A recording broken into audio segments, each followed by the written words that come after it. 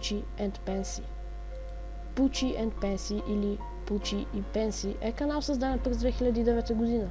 Съдържанието на канала е кратък анимационен веб сериал, където действието се развива върху двамата главни герои. А именно тези двама герои са Пучи и Пенси и във всеки епизод гледаме техните приключения. Обаче във всеки епизод се случва нещо доста различно от представите ни. Появяват се зловещи и объркващи кадри, силни звуци, яки образи, които могат да оплашат всички и не е много препоръчително за хора с чувствителна епилепсия. Освен кученцата има и други герои, които са останали неразкрити.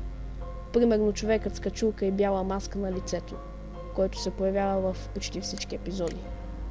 Последният епизод на Пучи и Пенси е качен преди 1 година. От тогава канала няма нищо ново. Номер 4.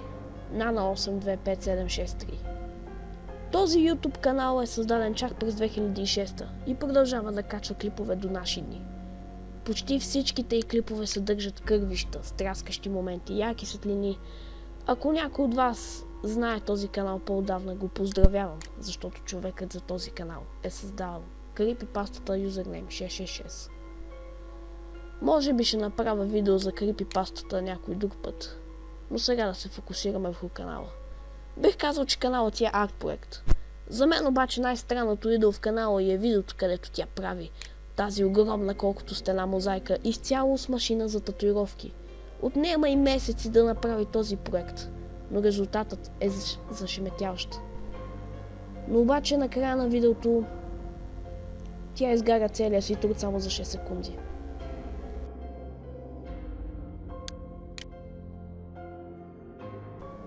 Номер 3. Робърт Хелфман.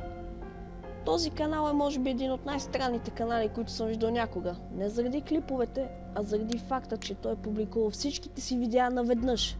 И това е. Без нови клипове, без информация. Просто публикувано и оставено на съдбата.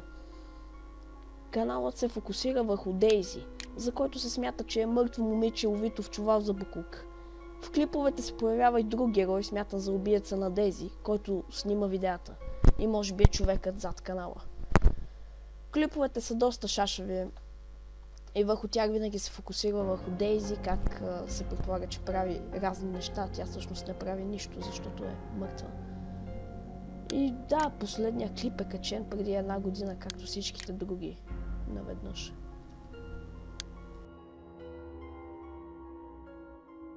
Номер 2. Попи. Смятам, че Попи отново е арт проект, защото освен това самата тя има Вево канал, където качва свои песни. Също така има доста конспирации относно канала и какво е съобщението. Клиповете са различни винаги, но като цяло винаги Попи седи пред камерата, говорейки за нещо. Да го кажем накратко, Попи снима влогове. Те са не по-дълги от минута. Даже смятам да ви покажа един, за да добиете представа какъв контент има тя. I love my sunglasses.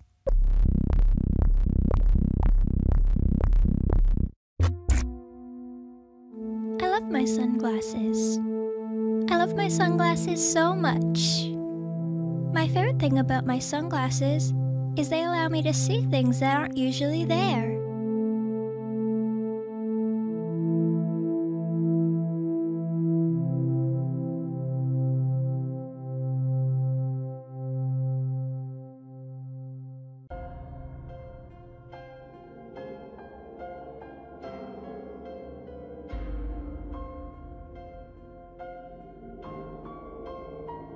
Номер 1. Шей Сейнт Джон. Ето го и победителя на тази класация. Клиповете на места хумористични са доста зловещи. Създателят на канала казва, че историята за Шей Сейнт Джон е, че някога тя е била модел, който претърпял ужасен инцидент с кола. И всичките ранени части на тялото й са заменени с части на манекен. Спокойно, историята не е истинска, просто преди историята на Шейн, главната героиня в клиповете. И да опитвам, не мога да ви обясня за какво става въпрос в канала й. Тя е нещо като смесица между Попи и Nana 82555763. Последният клип е качен преди 9 години.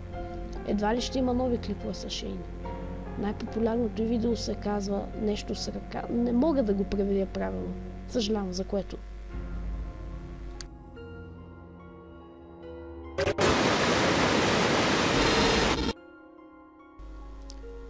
Благодаря, че отделихте от времето си, за да изгледате видеото. Наистина много го оценявам. Може да харесате клипът. Така ще знам, че този контент ви харесва и ще правя в бъдеще повече такива видеа. Като за край на видеото искам да кажа, че един от колегите в канала е създал Twitch акаунт. Може да ни последвате и там. Линк долу в описанието. Стримовете ще се провеждат всяка седмица от 8 или 8:30, в събота от 12 часа и в неделя от 5:35.